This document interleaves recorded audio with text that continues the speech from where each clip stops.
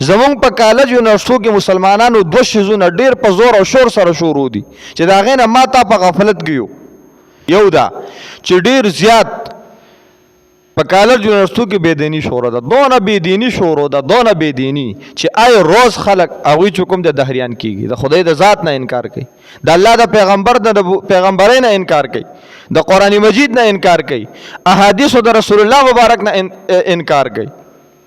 هغه دهریان دي، نه مني د الله ذات. داسې دلایل لري په دې خبره باندې چې د الله ذات نشته دی، تا به حیران کی. داسې زما استاونه کې عام کس هغه ور سره خبرې هم نشي کولی. دونه دلایل تا به حیران کې د سره دا دونه دلایل د کوم ځای نه راغلي. په دې دلایلو کې د استاد لري، په دې دلایلو کې د سپورټ لري، په دې دلایلو کې د تربیت لري. د پس وروسته څوک شته مربي شته چې د تربیت کوي. ته وای دا مربي څوک دی؟ دا موبایل. د دې موبایل په ذریعہ دغه الګ چا په رابطه کې اغسته دی، د دې موبایل په ذریعہ دغه الګ چا په رابطه کې اغسته دی، خپل شاګرد جوړ کړی دی، د بیګا د شپې د تربیت کوي او د دلایل ورخی او سبا د کالج یونیورسټو کې زما ستا بچو په میس کې پرېښودلی کېږي او د ته وایي وکړه د الله د ذات نه انکار. دا دلایل دي په دې باندې. اوس په کالج یونیورسټۍ کې یو عام نوجوان چې هغه نه مدرسې ته راغلی او نه قرآن حدیث ویلی دي، هغه به د خپل رب څه دفاع وکړي؟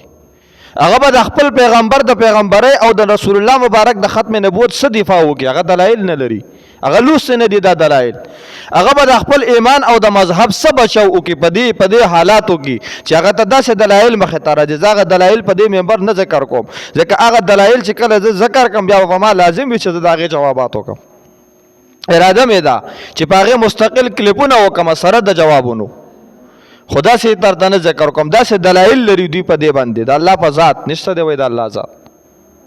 یو دلیل د هغه دلایلونه چې زه تا ته د هغې جواب کوم، دوی وایي د الله ذات ځکه نشته چې غیر مرئي دی. هلکه په دنیا کې صرف د الله ذات غیر مرئي دی، نه لیدلی کېږي. وایي چا لیدلی نه دی. دونه اشیا په دې مخ د ځمکه ته یې مني چې هغه غیر مرئي دي، تا نه دي کتلي، تا نه دي لیدلي، ته یې مني را سره چې دا شته دی. ټولو نه اول ستا په جسم کې چې دا کوم روح دی او ته پې ژوندی، ته دا مني چې زه ژوندی په ما کې دننه روح دی. ووایه چا خپل روح لیدلی دی تر اوسه پورې او څوک به یې وویني؟ زه اکثر په دې جنازو کې وایم چې په دنیا کې د الله د ذات نه منکرین خلک شته، په دنیا کې د رسول الله صلی الله علیه وسلم د رسالت منکرین شته، په دنیا کې د قرآن منکرین شته، د هریان دا څونه خلک. خو په دنیا کې د مرګ منکر څوک نشته دی. او چې څنګه د مرګ منکر نشته داسې د ژوند مرګ څوک دا انکار نه کوي چې مرګ به نه راځي. هر سړی مني، که دا کافر دی، هندو دی، مشرک دی، یهودي دی، مسلمان دی، ولی الله دی، ګناهګار دی، هر سړی مني چې مرګ شته او دا به راځي. کیفیت هر څوک الګ الګ مني.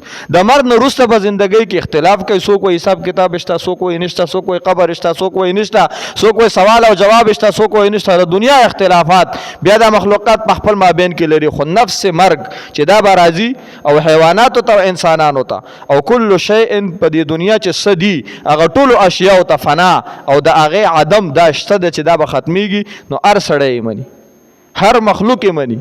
دا الله په مخلوقاتو کې هر مذهب والا یې مني، انسانانو کې ټول یې مني. نو جون هم مني او روح هم مني او زندگی هم مني، غیر مرئي دی. ولې یې مني؟ اوس دا مرګ چا لیدلی؟ څوک یې ویني؟ تر اوسه پورې چا لیدلی دی؟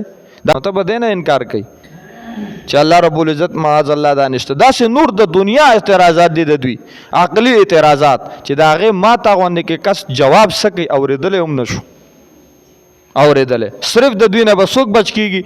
هغه نوجوانان هغه دوی نه بچ دي چې هغوی کم از کم د خپلو خانقاهونو د شیخانو سره لږ ډېر تعلق او طریقت سره تعلق، هغوی لږ ډېر ذکر او اذکار کوي، ځکه دا ذکر او اذکار ستا ایماني قوت مضبوطوي. نو ایماني قوت چې کله ستا مخې ته مضبوط وي نو څوک بیا ستا په د ایمان کې دننه خلل نشي پیدا کولی. دا لږ مضبوطول غواړي.